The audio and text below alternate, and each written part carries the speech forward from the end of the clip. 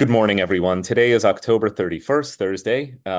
We are here to learn Gemara together. So this is our fall Talmud shiur. For those who are tuning in for the very first time, my name is Jonathan Blake. I'm the senior rabbi of Westchester Reformed Temple. We engage live over Zoom on Thursday mornings, 10:15 to 11:45, and also record our classes to be uploaded to our YouTube channel.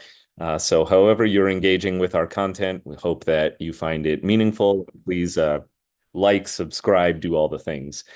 We're going to begin our class, as we always do, with a blessing for sacred study. Baruch atah Adonai Eloheinu melech haolam asher kidshanu b'mitzvotav v'tzivanu la'asok b'divrei Torah. And forgive me, I have some notifications going on that are beeping and booping. I will try and put it in do not disturb mode and see what happens. All right, so hopefully no more beeps will interrupt us. Once again, welcome. We're going to dive right in. Most of us who are on the call this morning seem to be familiar faces and names who have learned Gemara together for some time, so I don't need to do extended introductions. But if you are joining us for the first time, welcome. And our purpose is to explore the treasures of the Jewish tradition, specifically through a lens of Gemara, which is another way of talking about the Babylonian Talmud. Though for the curriculum that we're going to engage throughout this year, by which I mean from now until the spring, we will center the experience around Gemara, but also bring in other texts that help us develop a fuller understanding of the topic we're examining. The theme of our curriculum for the year will be the Jewish life cycle. And we're going to proceed more or less chronologically through the life cycle. So we're actually today going to begin B'rit Milah, or what is often called bris, by the Ashkenazi Jewish community, who pronounces Brit as bris. We'll talk about, what this is, how it came about, how it is understood both classically and today.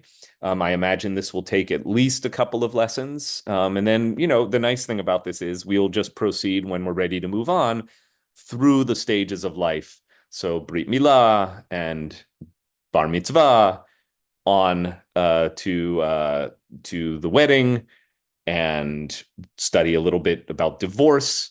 We'll also study Jewish status issues like conversion, and eventually we'll make our way to death. Death and mourning, of course. Let's begin, as the sound of music invites us to, at the very beginning. We're actually going to begin with a little Torah and make our way to Gemara. So it so happens that the parasha from which the commandment of Brit Milah is taken is next week's Torah portion in the regular cycle of reading. So this week we are reading Parshat Noach, which does actually introduce us to the word and concept of Brit, which means covenant, and establishes a certain contractual permanent relationship between the people and God. The sign of God's covenant in this week's parasha is celestial. It is a rainbow, which is placed in the sky after the horrific destruction of the Great Flood and the subsiding of the flood waters, and Noah and the ark and Noah's family and all of the living things in their pairs disembark from the ark. And God places a rainbow in the sky as a sign of the covenant between God and humanity, that God will never again destroy the world through flood. This is helpful because it establishes the use of the word Brit. So we have a kind of a terminology that is brought to our attention that will be carried throughout Jewish text and tradition. Brit comes up a lot. And while the covenant that is expressed in this week's portion is universal, the covenant that is expressed in next week's Torah portion, Lech Lecha, is particular between God and the Jewish people. And actually, Muslims also look to the text we're going to start with as a sign that circumcision as a sign of covenant is also required in their religious tradition. So Jews and Muslims both circumcise and both look to the same scriptural antecedent as the kind of proof text for why our religious communities practice this ancient custom. Christians, notably, differentiate themselves by rejecting circumcision as the definitive mark of covenant between God and the people. This dates all the way back to the Pauline material. So Paul, who really is Jesus's chief PR agent after his crucifixion, Paul makes it clear that circumcision, like most of the Mosaic law, that is to say, Moses's Torah law, is superseded by the covenant of faith that operates through faith in Jesus and the saving power, the salvific role of Jesus in human redemption. So Christianity, in a sense, differentiates itself from both Judaism and Islam, making Judaism and Islam in this way and in many other ways more similar to each other than either is to Christianity. So let's actually look at the text in question. So this comes from Genesis chapter 17. And just we're going to start at the beginning of the passage. I'll do this in Hebrew and we'll do in English rather. We'll do a little bit more Hebrew later on. When Avram was 99 years old, Adonai appeared to Avram, or Abram, and said to him, I am El Shaddai, one of the many ancient ways of referring to God. Walk in my ways and be blameless or pure or innocent. So that's the charge at the top of chapter 17, continuing in verse 2. I will establish my covenant, and you can see here in the Hebrew, ve'etna vriti, I will establish or place my covenant, beini uvenecha, between myself and you, ve'arbe otecha, and I will multiply you, b'me'od me'od, a whole big amount, b'me'od me'od, very, very much. So as they translate here a little bit more eloquently, I will establish my covenant between me and you, and I will make you exceedingly numerous, which I think just by the adjacency of these two notions in a single verse, what is being expressed is that when God speaks about establishing a covenant with Abram, later soon to be Abraham, the covenant persists not only in Abraham the person, but in all of Abraham's descendants. To me, those two ideas are intended to be read as linked. And so Avram threw himself on his face, and God spoke to him further. Throwing oneself on one's face is a sign of religious submission.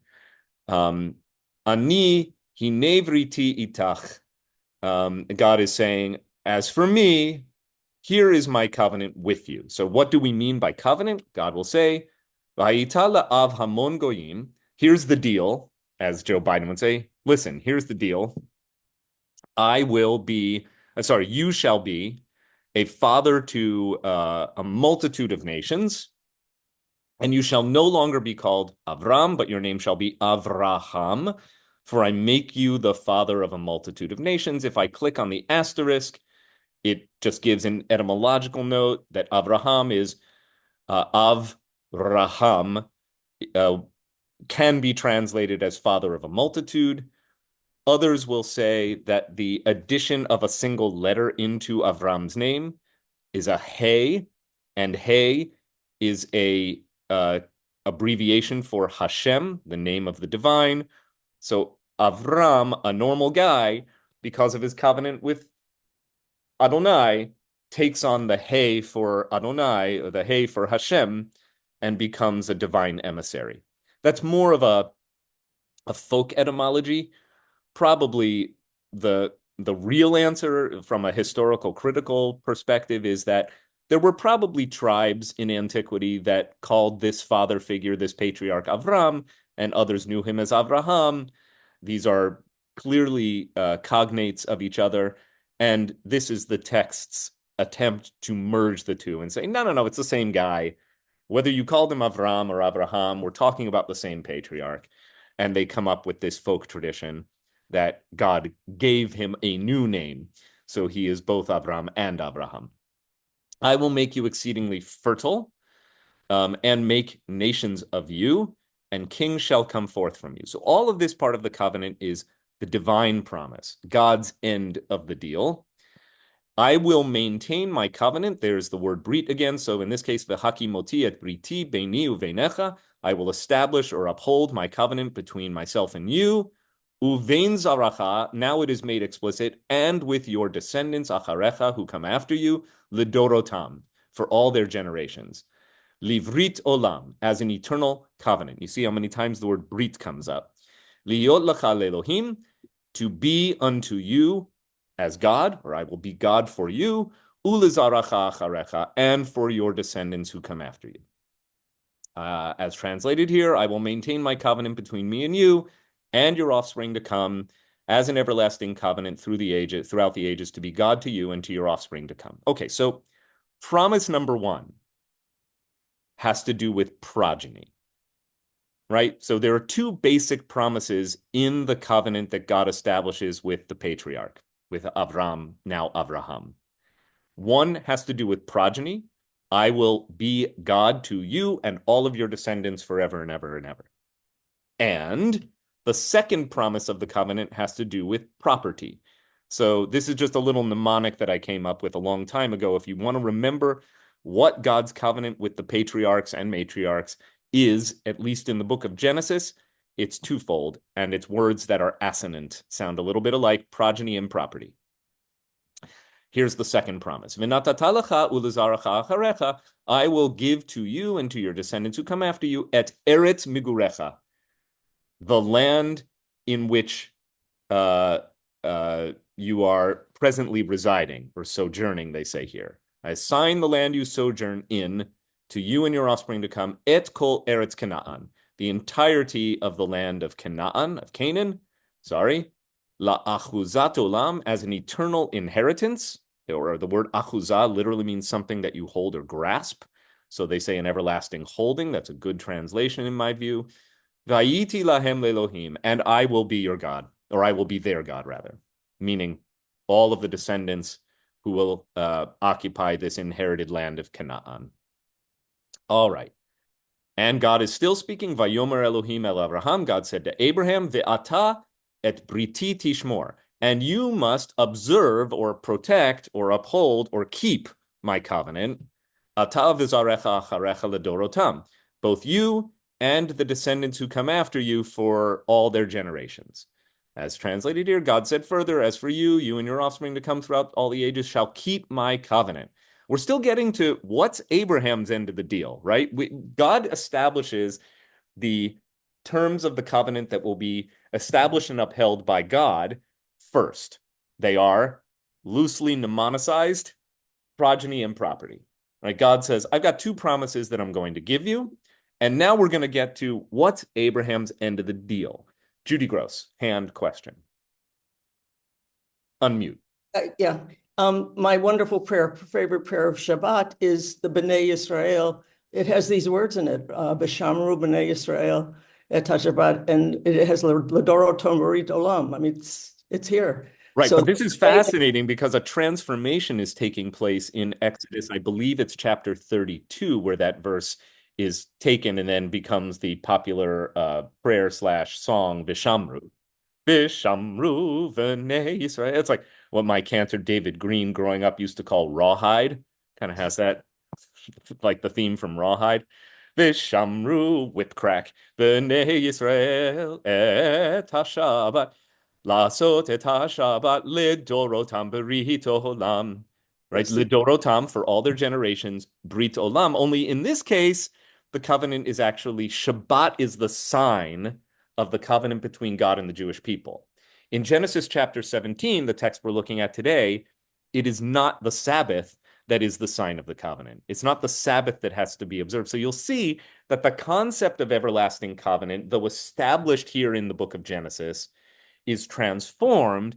And in other places in Scripture, other places in Jewish tradition, there are other signs of the covenant that are incumbent on the Jewish people to keep, even as God makes a divine promise to keep them as well. And one is that we will be in a kind of symbiotic relationship with the divine if both we and God observe the Sabbath. That's Vishamru. But it is, I would say, not unintentional that the language of Lidorotam Brit Olam, these same words of an eternal covenant for all their generations, is absolutely intended to call up in the minds of the reader, wait a minute, I thought there was another covenant in Genesis 17, and it has nothing to do with observing the Sabbath. It has to do with something, let's just say, considerably more painful and permanent. Let's get to it. Verse 10, Zot Briti asher tishmeru beini uveinechem. Finally, here is the covenant that you must keep, or that you and between me and you, uvein zaracha acharecha, and between me, God, and your offspring who follow you. Himol lachem kol zachar. Like we've been waiting. Okay, God, you're going to give us progeny. You're going to give us property. What do you want from us? Oh, just circumcise every male. That's the deal.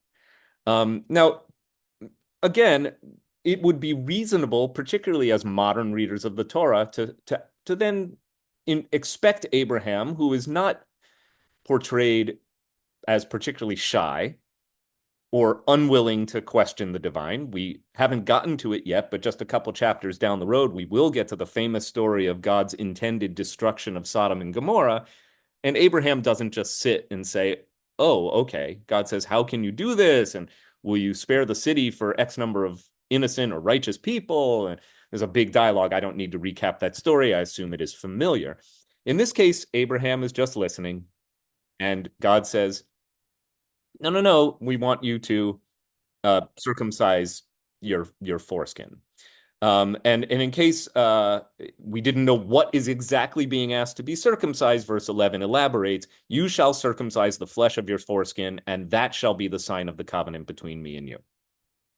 And elaborating, and throughout the generations, every male among you shall be circumcised. And now another condition or qualifying detail of the procedure is elaborated here, at the age of 8 days.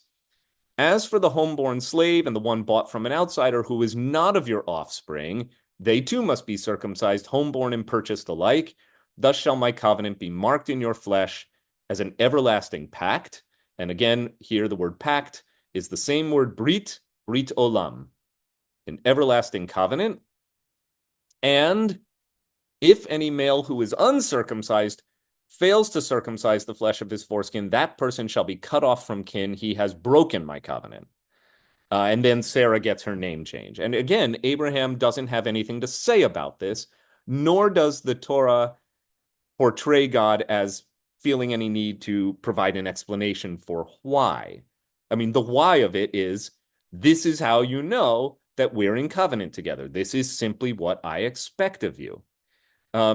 So again, one of the things we might unpack is also the sociology of what is now known formally in the Jewish tradition and in the Jewish life cycle as B'rit Milah. It really is a bit of an abbreviation to refer to the ceremony as a bris.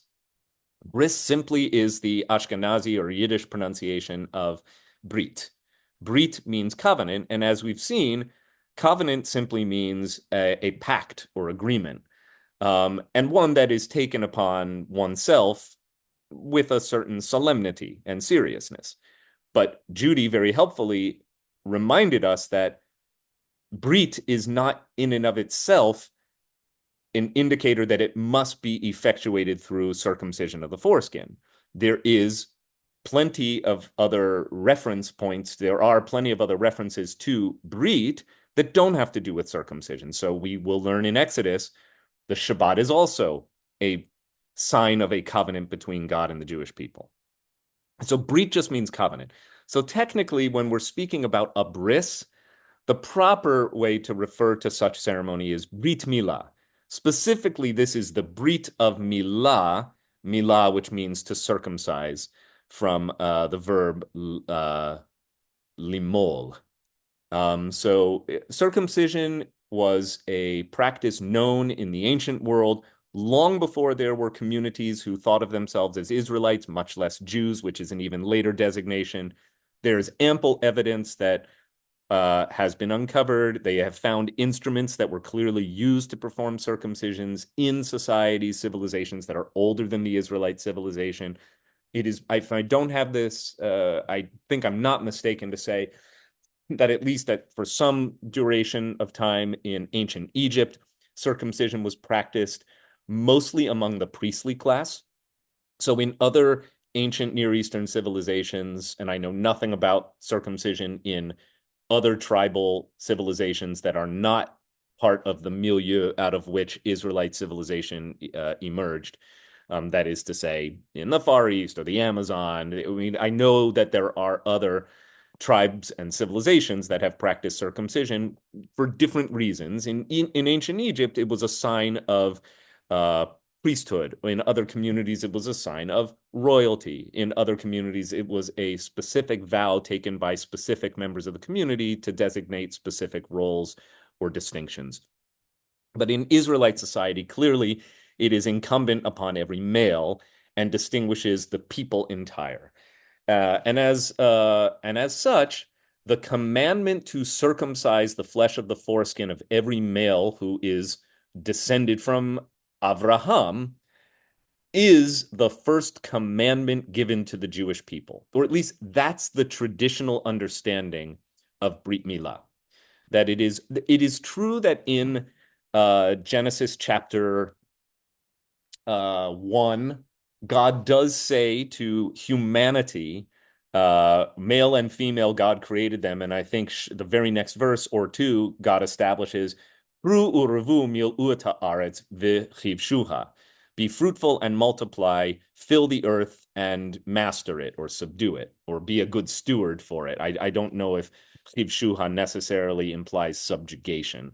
And some have said, well, isn't that the first commandment, to be fruitful and multiply? And it is true that that is the first commandment that applies broadly to all of humanity. But the first mitzvah number one in the Jewish tradition, is Brit Milah. And even today, Brit Milah is by a considerable margin the most widely practiced mitzvah by Jews across the world. Even Jews who have very little or any connection to the observance of their tradition, their faith, even Jews who would say, I'm Jew-ish, putting the emphasis on the second syllable as opposed to I am a Jew, practice circumcision by some margin of like 97, 98% of Jews across the world who have any kind of understanding that they are Jews practice circumcision. And as an interesting sidebar, I'm now in my 25th year in the rabbinate. It really feels hard to believe, but it's true. And for the very first time, I've been waiting for this for a long time. A person who grew up in the congregation approached me to say that they, meaning this person and spouse, are expecting a first child. First child will be a boy. And they are considering, they would like to know more about circumcision because it is prompting challenging conversations between person who grew up in my congregation and non-Jewish spouse.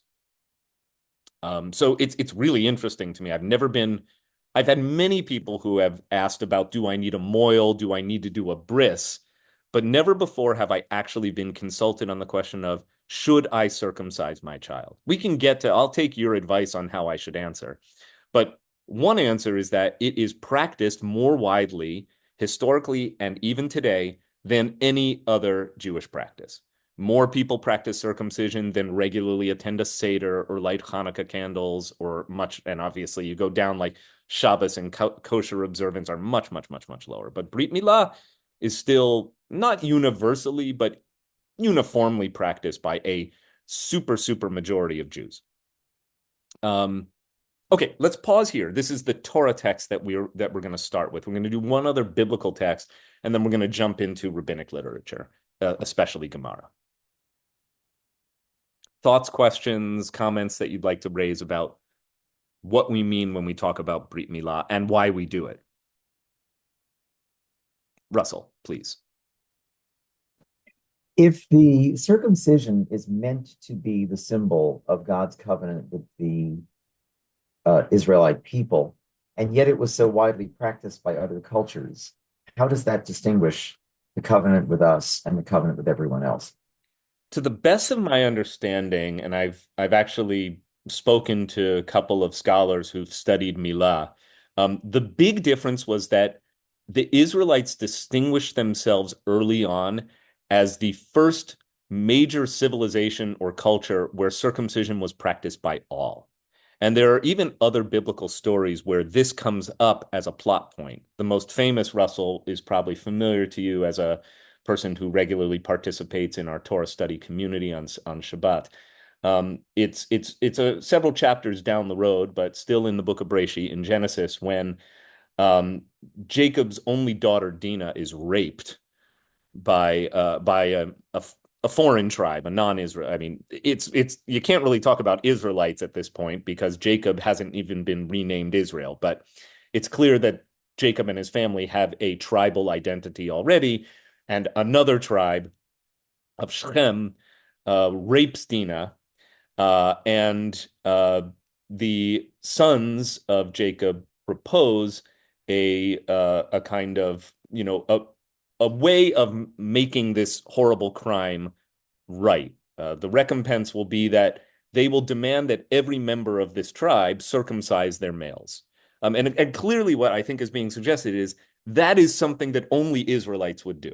So by asking every male to circumcise, you're basically saying, okay, if you convert, you have to understand that there's no norm of conversion at this point. And when we get much down the road, probably winter or spring, and want to talk about conversion in our Gemara study, you'll see that conversion is a rabbinic invention. There's not much of a biblical substrate. So there's a ton of rabbinical innovation based on some very loose biblical norms um, when we get to conversion. So in ancient times, it appears that the only way to be a member of the tribe, pun intended, is to do something to your member, right? So you would have to not dismember, but you would have to perform milah. You'd have to circumcise your foreskin. And I think that the text is that text, which they do, by the way, just in case, spoiler alert here.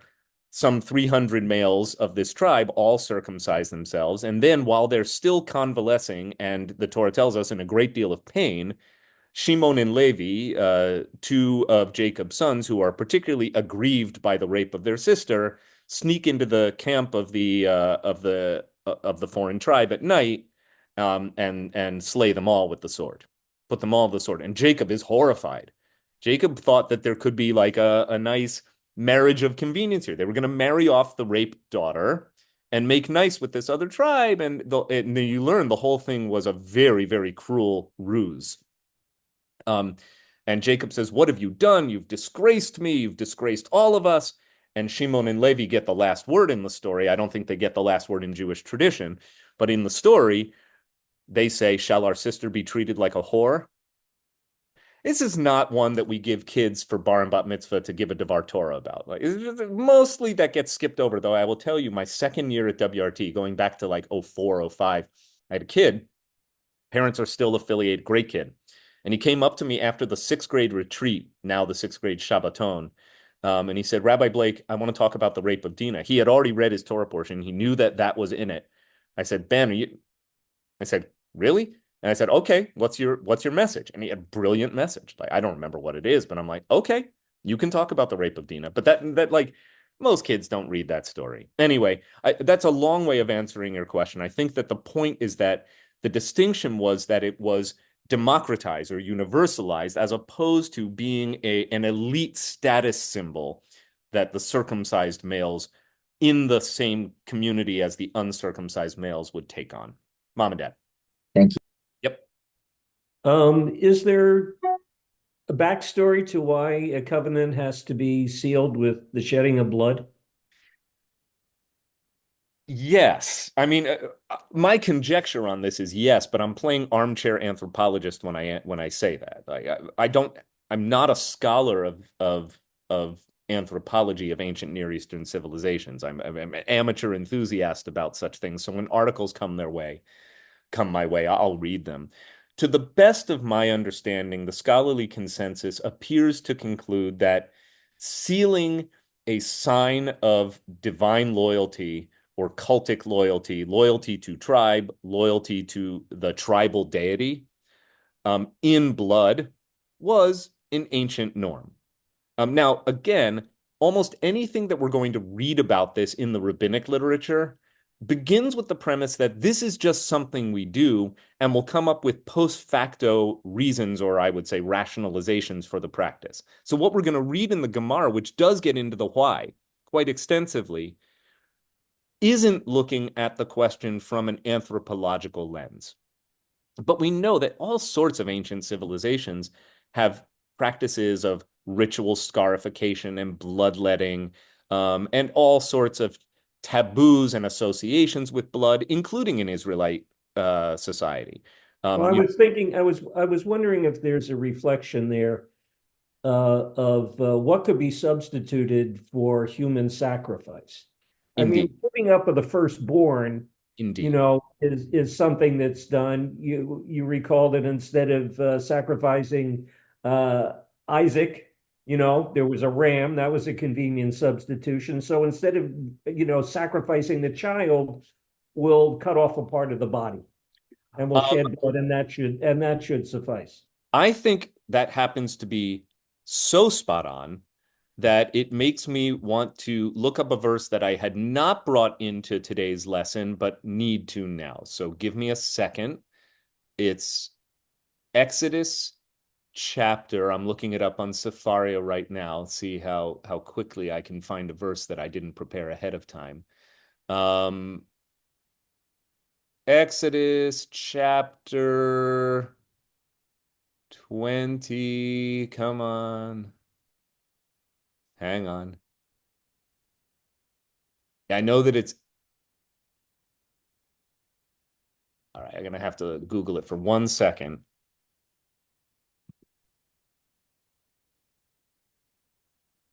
Sorry to throw a monkey wrench into your lesson plan. No. It actually is really... It's really important. All right, I think this is it. Exodus 22. Verses 28 and 29. Okay, I was really close. I missed it apparently when I was scrolling verses. Okay, yeah, here we go. So what is known in the scholarly community of biblical scholarship as the covenant code is found in Exodus chapters 21 to 23. Parshat Mishpatim. It's right after the 10 Commandments are given in Exodus 20. So everybody knows chapter 20 because it's the 10 big ones. But then the next 3 chapters are laws, case laws in particular, which is the literal meaning of mishpatim. And then we just get some apodictic laws, which are laws that are, so there are 2 basic categories of biblical law. There's casuistic and apodictic. Casuistic means like cause effect, if then. Reward and punishments are spelled out. If you do this, here's what I'll do for you. If you don't, in a sense, the covenant of circumcision is presented as a casuistic law. God says, I'll do this, and here's what you owe me. Apodictic laws are what I would call just because I say so laws. And that's the category we're looking at here. So God says a number of things in this portion to the Israelites. You shall not put off the skimming of the first yield of your vats. You shall give me the male firstborn among your children. Do the same with your cattle and your flocks. 7 days the male firstborn shall remain with its mother. On the 8th day you shall give it to me. I believe that these are, without question, the most troubling 2 verses in the entire Hebrew Bible. And I've presented this lesson many times in years past, that if you really want to understand circumcision, you have to look at these 2 verses as well. So I'm actually really happy that you raised this question. I should have put it in the lesson plan to begin with. If you really want to go back to what is circumcision all about, I think that these 2 verses are essential for a complete understanding. So we have an agriculturally linked commandment. Don't put off the skimming of the first yield of your vat. So all of your stored up grain and produce, the skimming means that there's a certain percentage that you were supposed to take off and present as tithe. Then it says as if the idea is linked, give me the male firstborn among your children. And there is no other way to understand this euphemism of give me than as sacrifice. And if you were to say, well, wait a minute, that doesn't necessarily mean literal children. Unfortunately, the next verse proves that it does, because it says, do the same with your cattle and your flocks, right? It wouldn't have to say that if verse 29 did not mean human children. So it appears, and although the traditional rabbinic literature will work itself into knots trying to say it doesn't mean what you think it means, my read of this text based on my study suggests that I feel very strongly that this is the most clear vestige of human sacrifice as an Israelite norm that we find in the Hebrew Bible. And it fits that this is often considered by scholars to be the oldest corpus of biblical law. And it gets worked into the Torah. So the Torah is a composite work, and it's an anthology of other documents and traditions that are revised and compiled and combined and edited many ways, many times over much time. And still they couldn't get rid of this. They couldn't just get rid of it. So even though it suggests that human beings were to be sacrificed, and look at what happened. It's not just any day of the week. It specifically says that at least with the cattle, the male firstborn shall remain with its mother for the first 7 days, and on the 8th day you shall give it to me. So sacrifice of the firstborn takes place on the 8th day. Now showing you the next text that I did prepare for today's lesson, and I think it puts these three texts, Genesis, Exodus, and now Leviticus, in conversation, in dialogue with one another. This is from Leviticus chapter 12, Parshat Tazria. Vaydaber Adonai el Moshe lemor. Adonai spoke to Moses, saying, Daber el bnei Yisrael lemor, say to the Israelites the following thing, Isha ki tazria, when a woman is, it literally means when a woman is impregnated, and is giving birth to a male. It literally says when she brings forth seed. It's a bit of a strange phrase. But when a woman is having a baby, v'yalda zachar, and she gives birth to a male, v'tam'a shiv'at yamim, she shall remain impure, not dirty, but ritually impure, kimei nidat dotah, just as she is when she's menstruating, titma, she shall be impure. Uvayom hashemini, and on the 8th day, yimol basar olato, and on the 8th day you shall circumcise the flesh of the child's foreskin. And then the woman has to be in a state of what is called blood purification for 33 days. So in Leviticus, at least, the bloodletting is related to ritual impurity and purity. But what's interesting is the way in which the commandment to circumcise is located within this context. To me, I can't unsee what I just saw in Exodus chapter 22. The idea that on the 7 days, the child remains with its mother. On the 8th day, it is sacrificed. And even if you think that's about cattle only, it's hard to unsee it when you see this verse here, that similarly, when a woman gives birth to a male, something involving bloodletting happens on the 8th day that rectifies the position of ritual impurity in which a woman having just given birth finds herself. Does that make sense? I mean, I'm not asking if it makes sense intellectually. I'm just meaning, were you able to understand what I just said? Okay. It does produce quite some cognitive dissonance. I'm willing for you to live with that today. When you really get into why Jews circumcise, and again, getting to the pragmatic element, which we might not take up today, but maybe next week I'll ask again, what am I going to tell this couple? I have my own thoughts, but I've never had a couple ask me, should we actually circumcise our children? I had a convert many years ago when I was an assistant rabbi at Temple Bethel in Rhode Island. Some of my favorite experiences in the rabbinate have been working with candidates for conversion. But inevitably, I always have this moment where I have to say, okay, to my male conversion candidates, let's have the talk. And say, okay, what are you circumcised? What are your feelings about it? I have never actually worked with an uncircumcised male who was presenting himself as a candidate for conversion, an adult male. That's a conversation I particularly don't want to have, because that too is going to really test what I believe and how much to the mat I'm willing to go in defense of this practice. And he is a professor at Brown University, a brilliant guy, grew up German Lutheran. And he really, really got into an argument with me about the custom that is performed when you are an already circumcised male who wants to convert to Judaism. Do you know that there's another thing you have to do?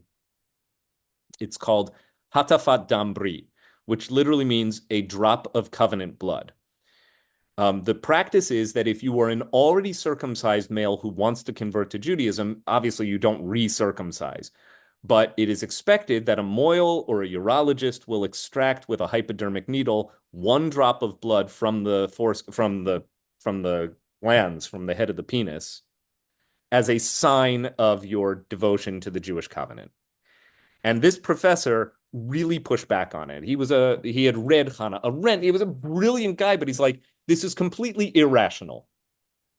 I finally, after kind of like really in a good debate with him, I said, you're right, it's irrational.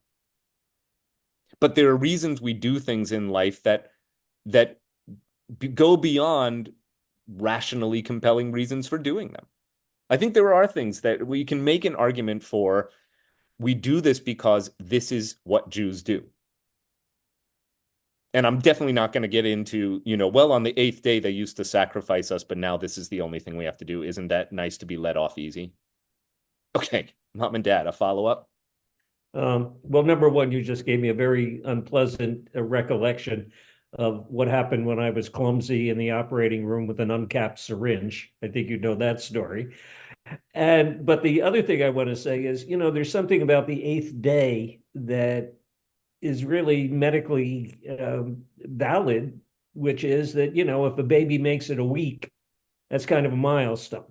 Right. So I'm sure that's in there for that reason as well. Right. And you have to appreciate that none of the practices that are described in our ancient literature, biblical or rabbinic, are, in any way conversant with the advances of modern medicine. So if something is salubrious, if a practice is salubrious for medical reasons, you have to look at it through the framework of the time and milieu in which these customs were being originally practiced.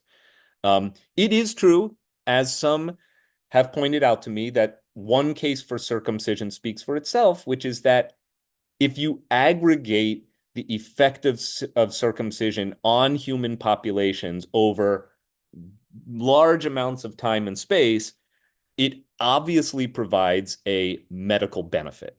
Like large populations, particularly let's take sub-Saharan Africa, which is the case that's often given.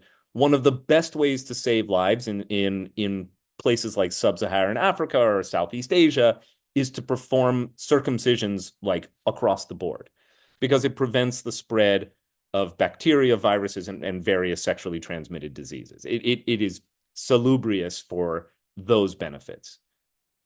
On the other hand, the counter argument is that with what we know about good hygiene today, you don't need to circumcise to achieve the same medical benefits.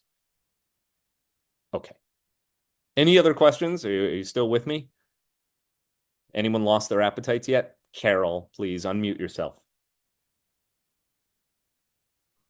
What about the male who comes to be converted and is not circumcised? Right. So I haven't had that case come up in my rabbinate.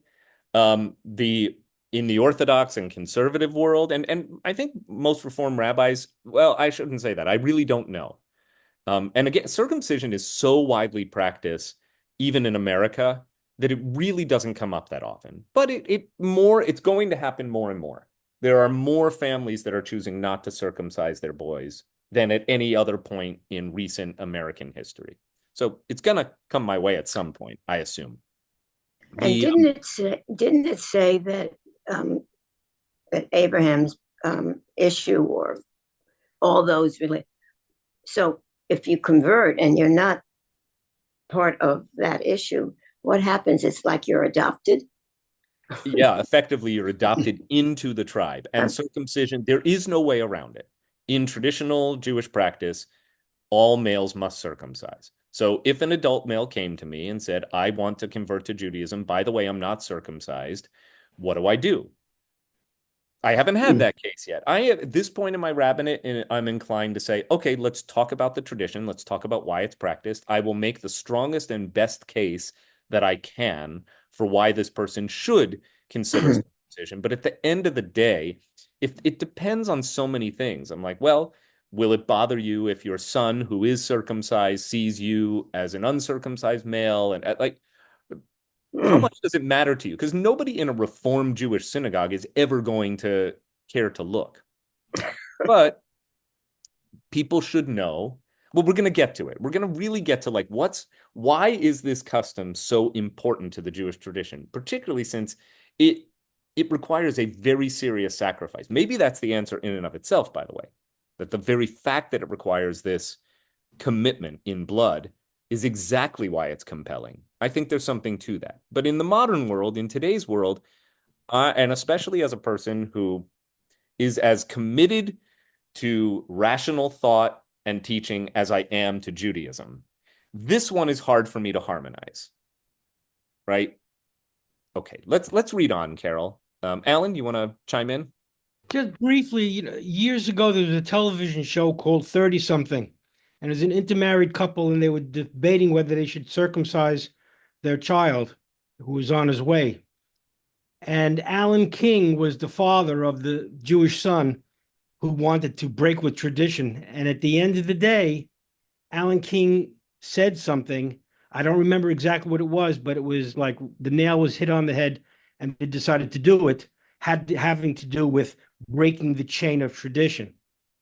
So it's kind of an interesting phenomenon that's not unique. If I can just take another point, where you talked about those two pusuks earlier that evidenced child sacrifice. Pasuk is verse. Right. And so those two that were evidence for you for human sacrifice.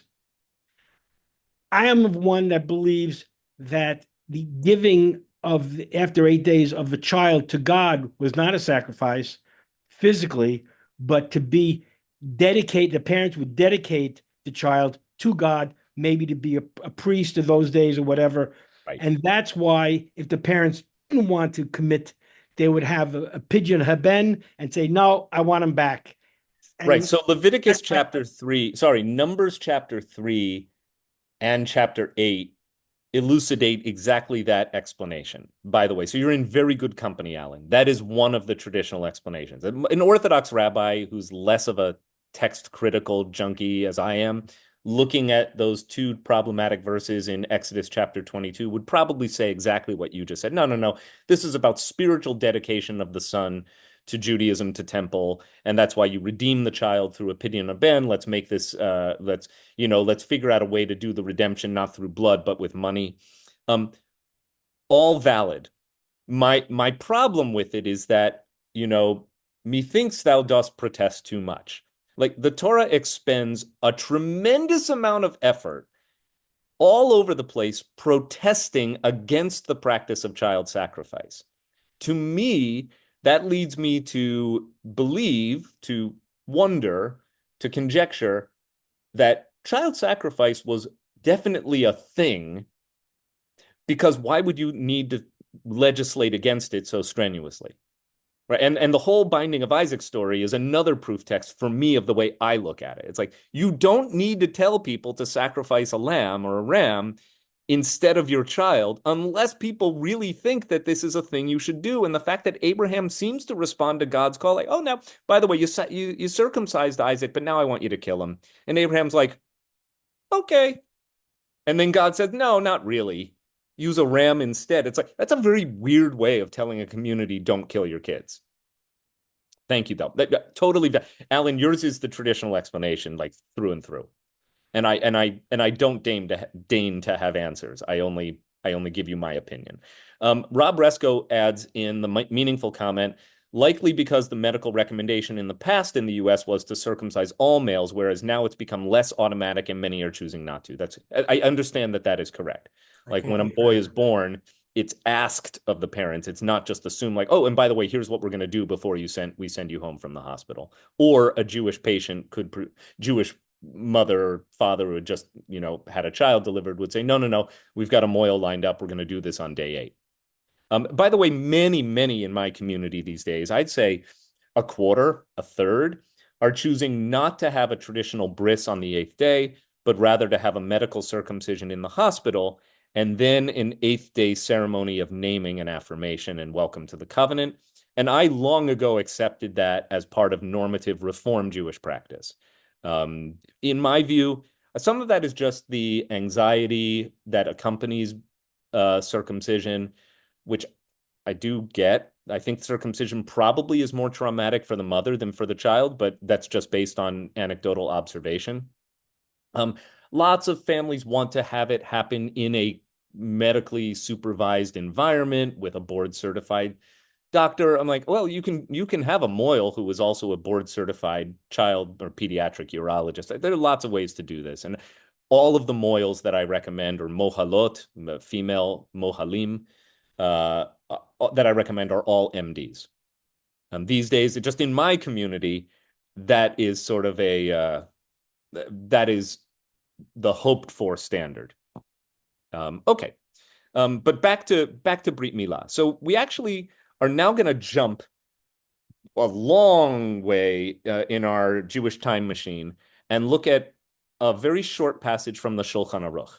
So now we're looking at 15th century literature. This is the standard codification of Jewish law and practice that is still the basis for Orthodox practice today.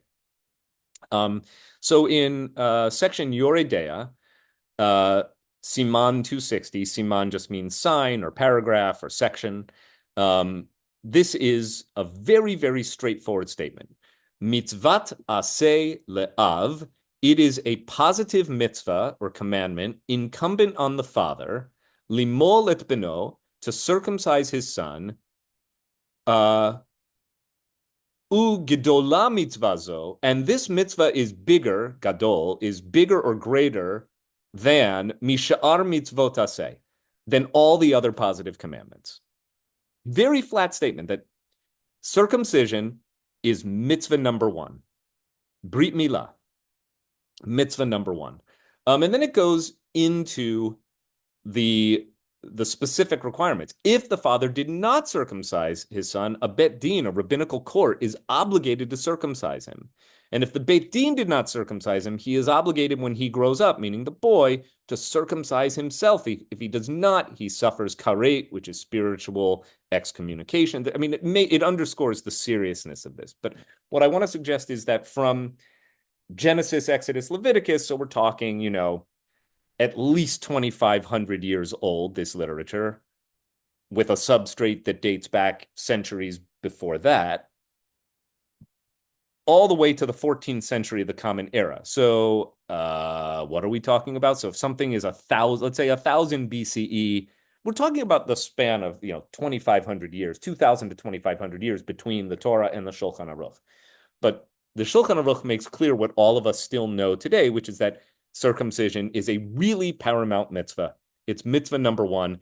They go on to say more important than all the other ones, all the other positive injunctions in the Jewish tradition. Okay. We haven't gotten to the why, though. And that's where Gemara proves interesting. All right, so why? Why does this matter? Now, again, my disclaimer here is you might not like what the Gemara has to say. So before I even open it up, any guesses as to why? We've talked about some of them, but what do you think makes circumcision compelling? Is there anything you can come up with that? And I assume most of you, if you are a male, or if you have male progeny, or if you have male relatives, are familiar with this practice and have either explicitly or tacitly endorsed it. Rob. So I've read that sex is more pleasurable with a uncircumcised penis. And so perhaps that has something to do with it. Like if you're taking away a bit of pleasure from like one of the most pleasurable activities that a human engages in, like maybe that's a form of, sacrifice to God. You're sacrificing a part of what, like, human, like, I don't know. Thank you. So excellent. And by the way, you're in extremely esteemed company because the voice from the Jewish tradition, we may not get to it this week, but we will next week. The voice that basically echoes Rob's point or Rob's conjecture here is none other than Maimonides himself. And not in Mishnah Torah, by the way, which is, if you were with us for our Elul study, we studied Mishnah Torah, his kind of simple, well-organized code of Jewish law and practice for the Jews in the pews. Maimonides expresses his true views about circumcision, because you can imagine that if it vexes a rationalist like me, it super vexes a rationalist like Maimonides. And Maimonides does not, I think, sit comfortably with the idea of circumcision, precisely because Maimonides also, his lifetime project was to harmonize Jewish tradition with rationality and science and philosophy. And so circumcision, I think, provides a pretty high bar for harmonizing these two, disciplines of thought.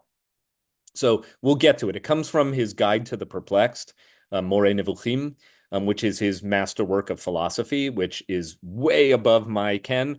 But I studied enough in preparation for this part of our new semester that we'll be able to look at some Maimonides as well. Thanks, Rob. Mom and Dad.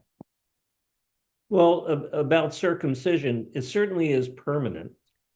So it's a serious sign of commitment, but I'm wondering if in some ways circumcision serves the same purpose as the tzitzit on the talit.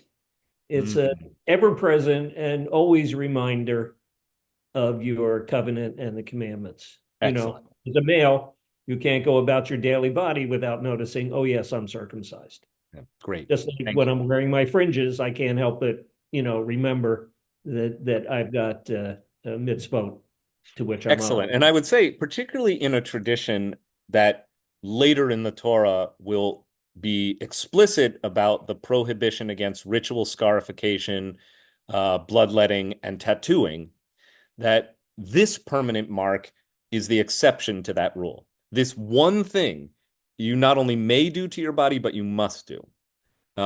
It seems to suggest that, that again, like if you're going to permanently alter your body, if you're going to participate in an act of body modification, it needs to signal that your body doesn't fully belong to you. So I think I'm taking your point and I'm elaborating on it and maybe detouring in a different direction. The wonderful author Jack Miles, who wrote an astonishing book many years ago, about 30 years ago, called God, a Biography, which I highly recommend to all of us. He suggested that this was, as it were, God's way of putting the mark of God's ownership into the organ of generation. In other words, he's saying, okay, don't forget who really has the capacity to bring life into the world. So it was a sign also of like, as a human being, as a person who is a God, as it were, lowercase g, in some ways, I can, look at what I can do. Look what I can make. I can make another person just like me, a person in my image. This is God's way of saying, just remember where it all comes from. Judy Gross. It all comes from the male, but that is such a male identification. Indeed. The women, not important. It's the power of the male, and that's naturally off-putting, but typical. Yes, I mean, it is absolutely, it's hard to get around the fact that it is a mark of patriarchy. Sure.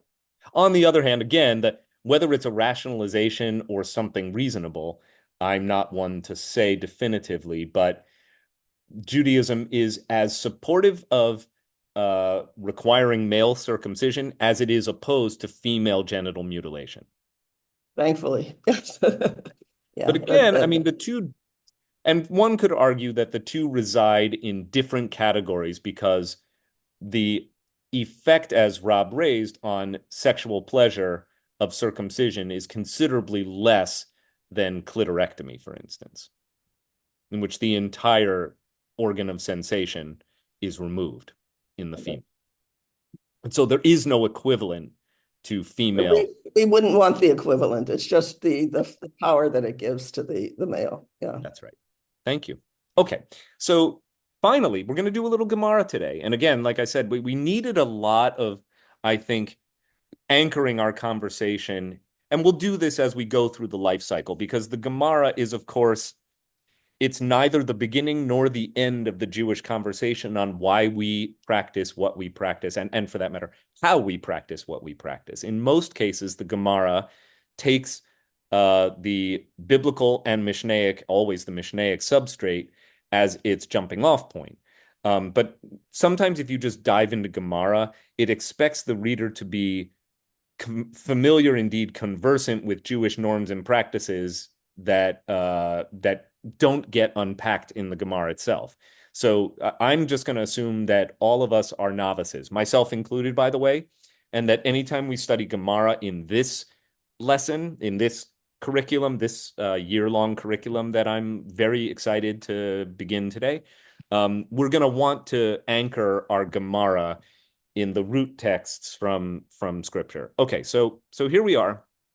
We're looking at oh, sorry, I had tabbed up what I moved my tab in order to respond to Rob, that as I thought, it was Maimonides who agrees with his point. We'll come back to it probably again next week. Okay, so this is from Gemara, from Babylonian Talmud, Tractate Nedarim, which means vows, page 31b. And there's a lot of stuff before and after these passages, but we're going to start here. We'll see how far we want to go.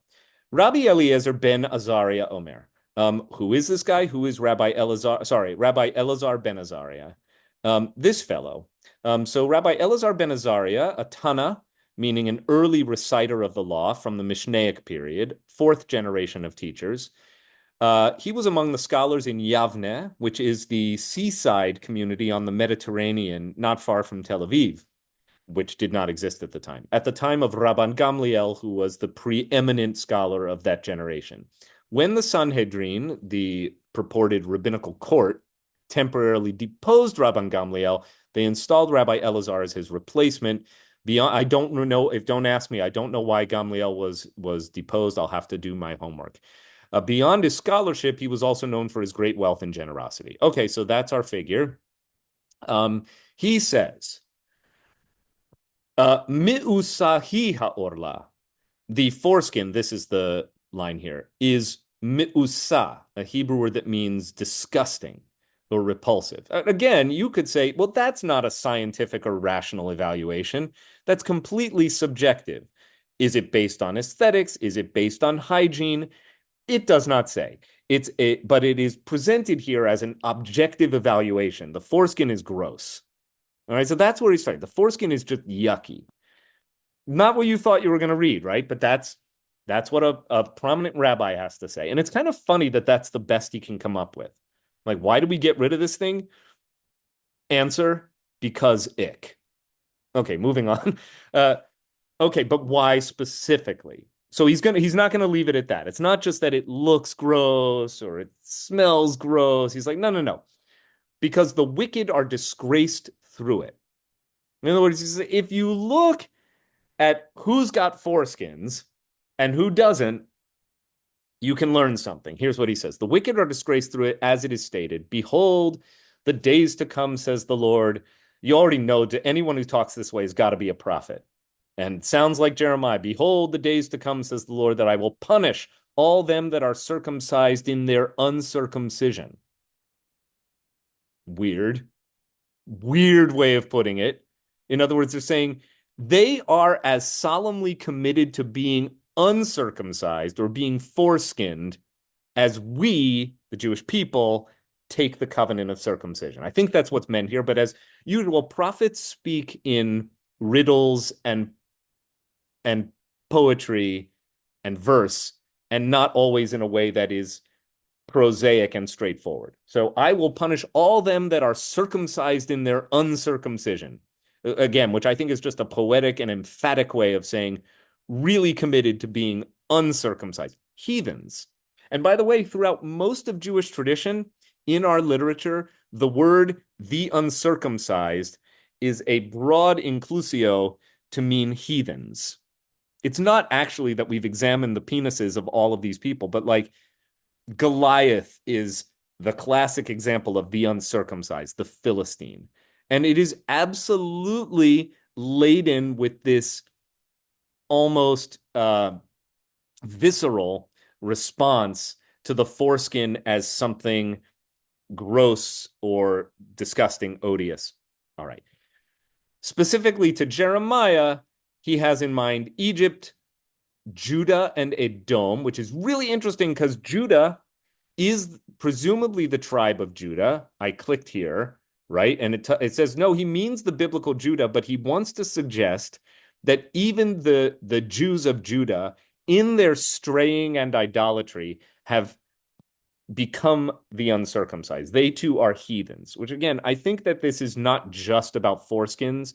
It's about using the term of someone with a foreskin as a broad category to mean the heathen. And Edom, the classic enemies, the foes of the Jewish people who are descendants of Esau, and the children of Ammon and Moab. So the Ammonites and Moabites are the descendants of Lot, Abraham's nephew, who is also, considered a kind of ignominious figure in Jewish tradition. And all that have the corners of their hair polled, in other words, trimmed or shaved. So you're supposed to leave your hair, your side locks long, payas. He's saying all of them are heathens, and that dwell in the wilderness, for all the nations are uncircumcised, but all the house of Israel are uncircumcised in the heart. That's Jeremiah's text. In other words, he's taking the word foreskin and applying it to mean generally heathens, whether they are physically or spiritually uncircumcised. Really powerful passage, which indicates that there is an element of disgrace associated with the foreskin. Thank you, Rabbi Adin Steinsaltz, who glosses that for us. He said it as compactly and eloquently as one can say it, that the idea of a foreskin is to connote heathen, something heathenish or disgraceful. Rabbi Yishmael, so now we're at the second comment here, says, so great is the mitzvah of circumcision that 13 covenants were sealed with regard to it. For the word covenant, Brit, appears 13 times in the biblical passage that discusses circumcision, which is where we began today's session.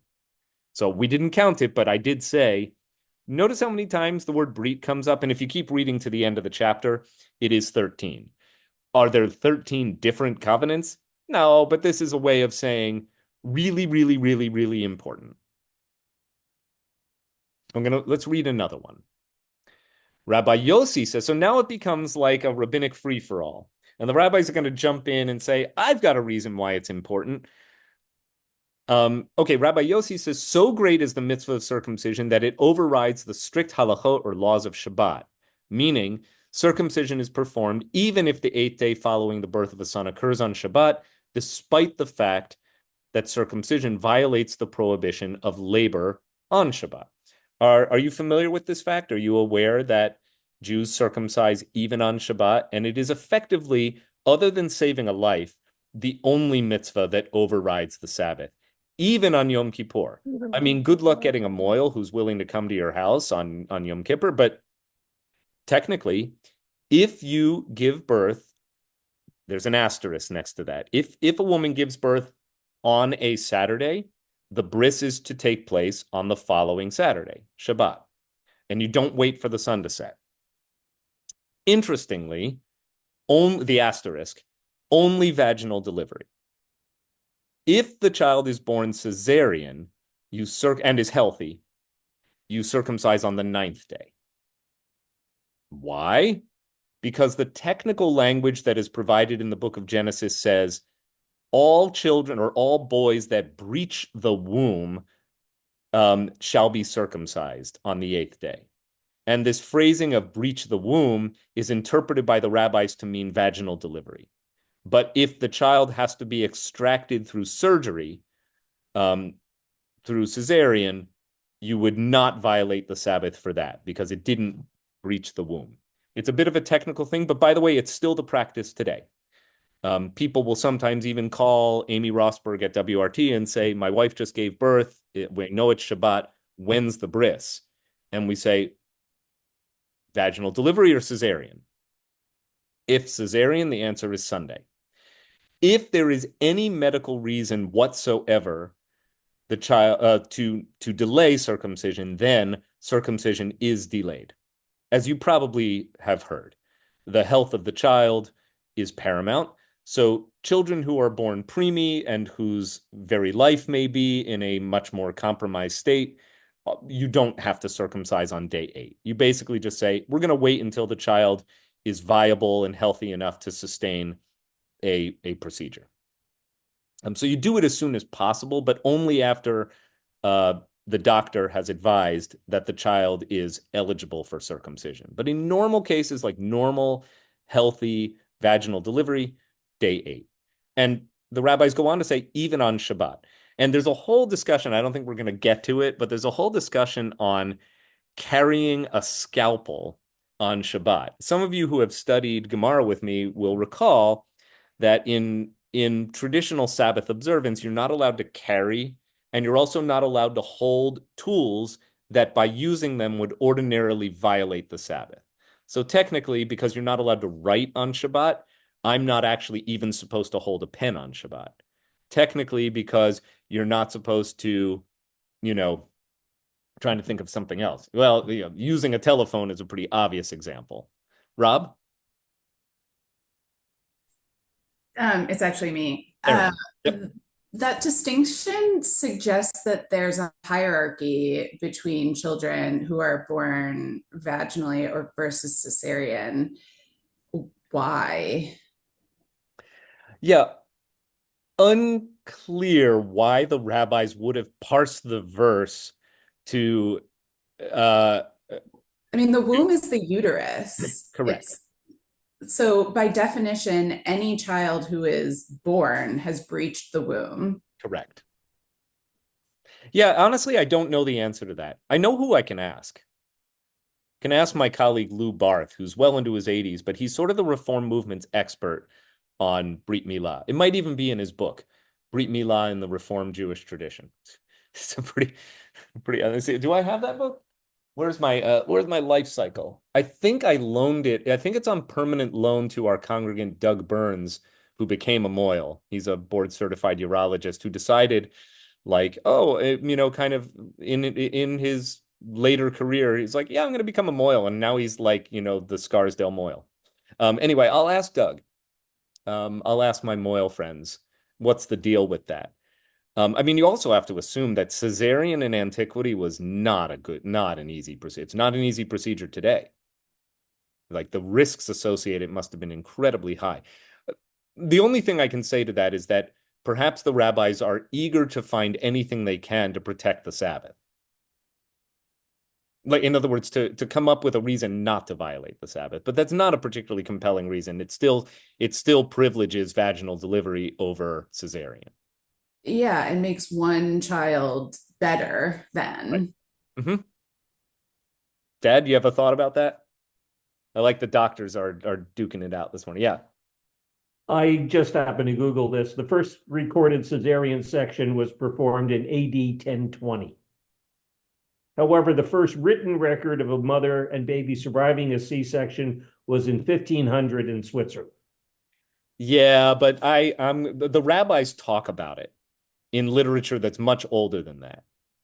So while there may not be, AD 1020, that's really, really new in Judaism. The Mishnah makes reference to cesarean sections, so it's known from much before that. Okay, anyway, let's do just a little bit more.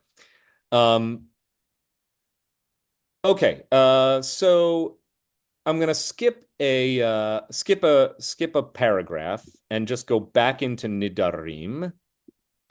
Rabbi Nehemiah wants to join the conversation. He says, so great is the mitzvah of circumcision that it overrides any prohibitions associated with leprosy. If leprosy is found on the foreskin of an infant, although it is generally prohibited to cut the afflicted area, it is permitted to do so to perform the mitzvah of circumcision. In other words, you're not supposed to cut leprous skin according to biblical and rabbinic law. But in the case of circumcision, the cutting is permitted. Oh, I was going to say before, this business about carrying tools on Shabbat, that's where my mind was. There's a whole section, which we might get to next week in Tractate Shabbat, about what do you do if you have to circumcise the baby on the Sabbath? What does the moil do? Because you're not supposed to be able to, you're not even supposed to hold a scalpel, much because it's an instrument that by its usage violates the Sabbath and could create a problem if you are seen carrying a scalpel to the house on the Sabbath. You could look culpable for violating the Sabbath just by carrying it. It says you actually, in those cases, must carry it uncovered. Like you unsheath the knife, the scalpel, so that anyone seeing it knows that, oh, this person is going to perform a mitzvah. He's not violating the mitzvah of Shabbat. It's a very interesting discussion. So again, all of this, it's a little bit tautological, I believe, because it says it's really important. It's so important it overrides Shabbat. But it doesn't actually give us a particularly compelling reason why it's important other than the things we've proposed. It's mitzvah number 1 in the Torah. It distinguishes the Jewish people. It reminds us that we're Jewish. It's a permanent sign of our loyalty to God. It's a sign of submission to God. It reminds us that our organ of generation operates on a life force power that comes to us from beyond ourselves. All of these spiritual or theological or even kind of scientific rational reasonings are useful for us to imagine and propose, though you will be hard-pressed to find them in the traditional literature. Aaron and Rob. I wonder if it could be connected to the overarching law that anything to save a life will can overtake any other mitzvah. And wouldn't the covenant, this particular covenant, be related to the spiritual life of the child? I think so. I mean, yeah, clearly look, it would be, one would be hard pressed to say that in any way, shape, or form, circumcising a child provides an immediate life-saving benefit. That's not true. But I think that there are reasons, or again, rationales, rationalizations that are proposed that says, well, no, the spiritual life of the child is what we are saving. And that is what gives us permission to perform the mitzvah on Shabbat. All right, the rabbis continue to elaborate this theme. Nehemiah has said, all right, how important is circumcision? So important that you can even perform it if the area is affected by leprosy, and normally you're not allowed to incise flesh that is affected by leprosy. Rabbi Yehuda Hanasi, who I will remind you, is the master compiler and framer of the Mishnah itself. He says, so great is the mitzvah of circumcision that despite all the mitzvot that Abraham Avinu, Abraham, our patriarch, did, he was not called wholehearted until circumcising himself. As it is stated at the time the mitzvah was given, walk before me and you shall be wholehearted. I think we said blameless was the translation we looked at on the other tab when we started today's lesson. So in other words, I think, Aaron, this actually does speak to your point. There's a spiritual purification that the rabbis associate with the act of circumcision, one that is conferred upon Abraham, but only at the time the covenant of circumcision is given. Alternatively, in the next paragraph, so great is the mitzvah of circumcision that if not for it, the Holy One, blessed be God, would not have created the God's world. As it is stated, okay, so like the very creation of the world rests on the giving of this mitzvah. Thus says the Lord, if my covenant be not with day and night, I would not have appointed the ordinances of heaven and earth. All right, again, prophecy is poetry. Prophecy is more like a koan. Try not to read it prosaically. read it like poetry, which means that words should not necessarily be taken only literally. And so Steinsaltz glosses, and the covenant that exists day and night is the covenant of circumcision. There you go, Dad. Well done, as it is always found on the person's body. In other words, what is being emphasized here is the fact of its permanence. That's the thing that makes circumcision eternal, the same way the creation of the world is eternal. So that's a little bit on circumcision from Nedarim. I think I'm just looking at what other tabs I have open. I think probably what we'll do is we'll pick up more next week. So I'll continue in Nedarim, and then for next week, I'll tab over to Shabbat 130, which is really, really interesting. It actually it goes beyond the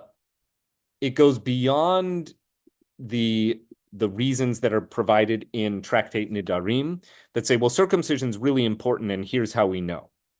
And they provide other biblical examples that show how important it is. Next week, we're going to look at circumcision is important because of its history with the Jewish people.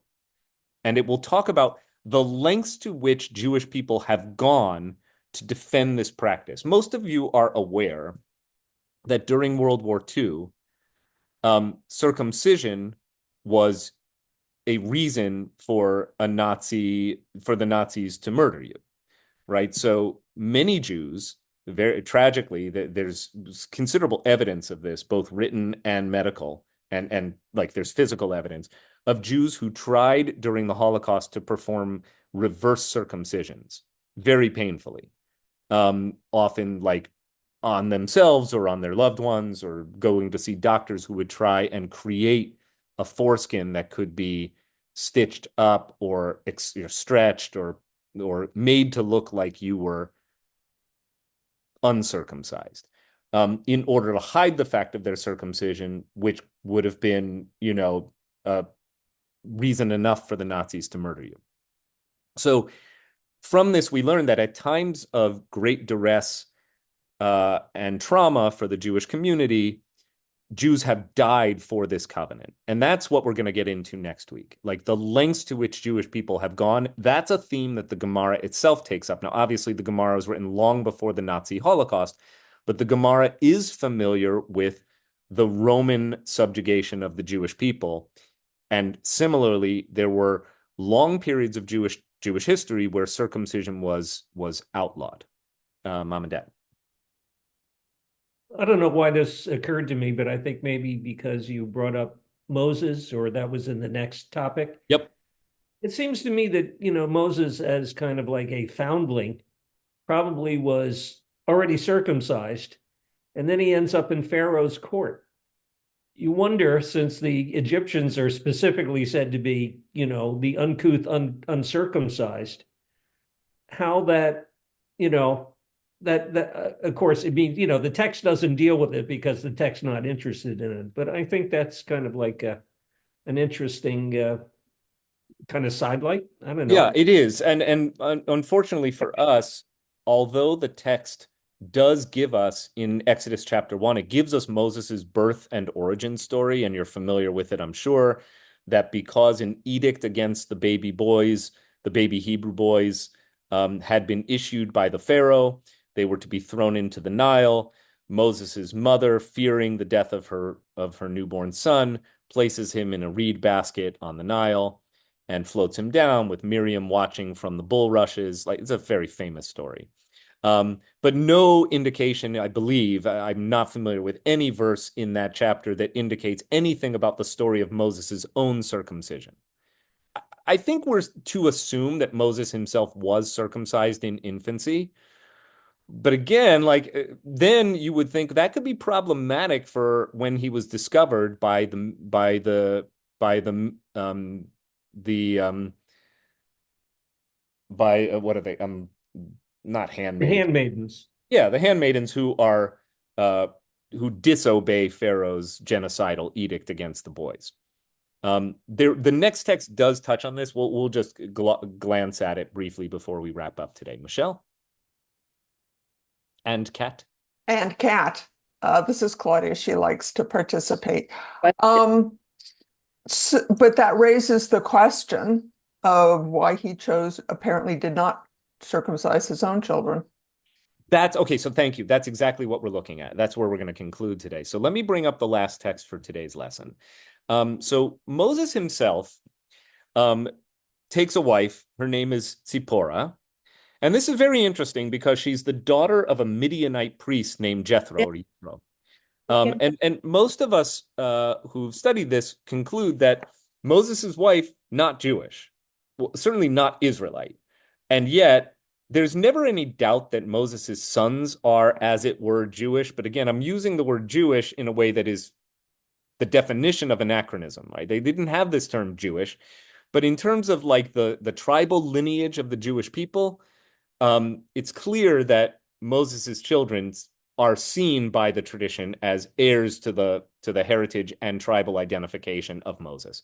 All right, so the next section in the Gemara says, it is taught in a Baraita, which remember is a piece of text contemporaneous with the Mishnah that somehow ends up more on the cutting room floor of the Mishnah, but is still preserved in sections of the Talmud that want to make reference to earlier Jewish teaching and law. It is taught in the Baraita that Rabbi Yehoshua ben Korcha, this fellow here, just in case you're wondering who Yehoshua ben Korcha is, we don't really know, but he might have been Rabbi Akiva's son, a noted teacher, and Rabbi Shimon Bar Yochai's son Elazar was among his students. He lived to a prodigious old age, which he ascribed to never having looked an evil man in the face. Well, there you go. Okay, so what did he have to say? So great is the mitzvah of circumcision. You can tell like there's also a kind of formula to the way this passage is written. It's almost like the rabbis are in a game of one-upmanship. I'll tell you how great circumcision is, and here's my proof text for it. So this rabbi, Joshua ben Korcha, says, so great is the mitzvah of circumcision that all the merits that Moses, our teacher, accrued when he performed other mitzvot did not protect him when he was negligent about performing the mitzvah of circumcision. As it is stated, and the Lord met him and sought to kill him. There is we're not going to get to it today. Maybe we'll pick up with it next week. But Michelle is referencing a very bizarre episode in Exodus chapter 4. So this is right around the time of the burning bush. And Moses is out there in the wilderness, and he has these two newborn sons. And it basically says that in the middle of the night, as they're fleeing I think it's when they're fleeing from Pharaoh, who wants to take Moses' life for having slain an Egyptian taskmaster. I'll go back and make sure I've got the chronology right, but I believe that's where we are. And then it says, while they were making camp, God tried to kill him. Not clear who the him is, but we're to assume it's Moses. And at that moment, his wife Tzipporah takes a flint and circumcises the foreskins of their two sons, Eliezer and Gershom. And at that moment, God is neutralized, and the threat against Moses is neutralized and turned back. It's a weird passage, and it seems to suggest that the act of circumcision confers not just a spiritually protective benefit on the child, but a life-saving benefit on the entire household. The only thing I can compare it to is putting a mezuzah on the door or marking the doorposts of the house with blood, which is, by the way, where this story is heading. The story of Moses becoming the deliverer, the redeemer of the Jewish people at the time of the Exodus is a story about it's a story about blood protection.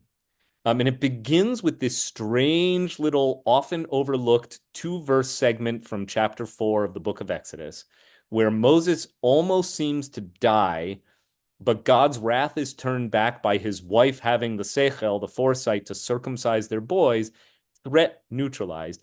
And then there's plagues, the first of which is blood, by the way. And then finally, the way in which the Jews are saved is by marking the doorpost with blood. Like there's a lot of weird stuff going on that has to do with blood sacrifice rituals and the salvific power of shedding blood in order to prevent your blood from being shed.